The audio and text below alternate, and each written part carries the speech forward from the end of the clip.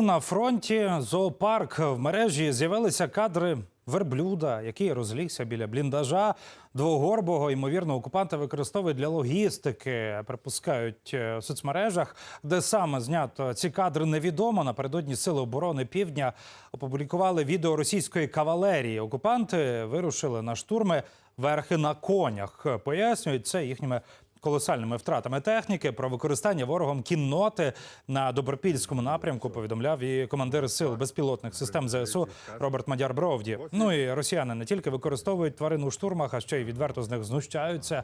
Телеграм-каналами ширяться кадри Віслюка, на якого окупанти начепили бронежилет і каску. До слова, гроші на закупівлю тварин волонтери збирають по всій Росії. Ты с какого подразделения? Иди сюда, иди. Ты с какого подразделения, родной?